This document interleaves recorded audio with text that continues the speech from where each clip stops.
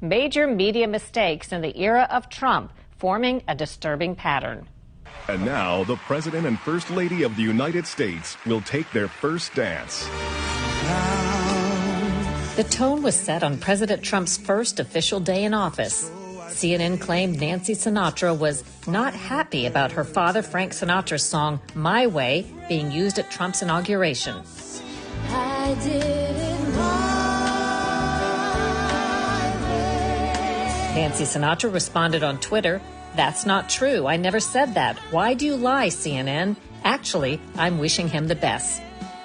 Meantime, Time incorrectly reported that President Trump had removed the bust statue of Martin Luther King Jr. from the Oval Office. That false news went viral. In February 2017, TMZ reported Trump had changed the name Black History Month to African American History Month, implying the change was racist. In fact, it turns out Presidents Obama, George W. Bush, and Clinton all called Black History Month African American History Month. Also, the Washington Post reported on the cabinet battle over Trump's immigration order. The article was repeatedly updated to note that one of the reported meetings did not actually occur. A conference call did not happen as described in the article, and actions attributed to Trump were actually carried out by his chief of staff. And the New York Times reported on supposed contacts between Trump campaign staff and senior Russian intelligence officials. FBI Director James Comey later testified it was not true. That report by the New York Times was not true. Is that a fair statement? In the main, it was not true. In May, the BBC and The Guardian reported because Trump wasn't wearing headsets, he didn't bother to listen to the translation of a speech by Italy's prime minister. But Trump was wearing his earpiece in his right ear, as always, said the White House.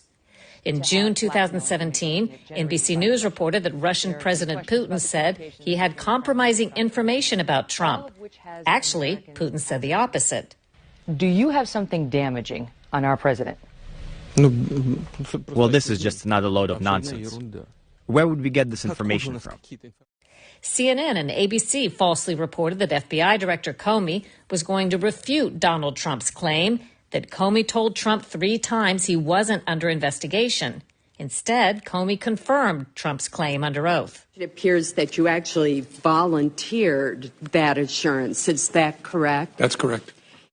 CNN retracted a report claiming Congress was investigating a Russian investment fund with ties to Trump officials.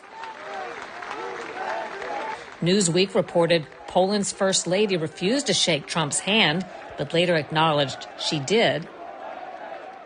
CNN edited a video to make it appear as though Trump impatiently dumped a box of fish food into the water in Japan. The full video showed Trump had simply followed the lead of Japan's prime minister.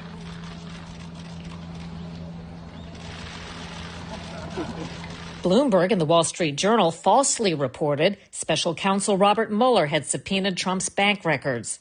AP reported a new survey showed trust in the media had fallen during the Trump presidency, but the survey was actually conducted under President Obama.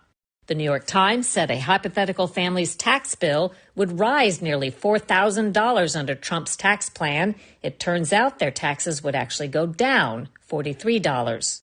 The New York Times and CNN shared a story with photos of immigrant children in cages. It turns out the photos were from 2014, during the Obama administration. In December 2018, NBC reported Trump was the first president since 2002 not to visit the troops at Christmas time, but Trump actually left the White House on Christmas to visit troops in Iraq. ABC aired video purportedly showing a slaughter and horrific report of atrocities against Kurds by Turkey after President Trump withdrew U.S. troops. This video right here appearing to show Turkey's military bombing Kurd civilians in a Syrian border town. But the video was file tape of a training video in the U.S. In November 2019, Newsweek falsely reported that President Trump was spending Thanksgiving golfing in Florida. He was actually in Afghanistan serving dinner to U.S. troops. Good morning. CBS aired a story in March of 2020 supposedly showing a New York hospital crowded with coronavirus patients. It's all hands on deck in America's hospitals. It was actually file tape from Italy. A week later, CBS News mistakenly used the Italy video again. And those are just a few examples.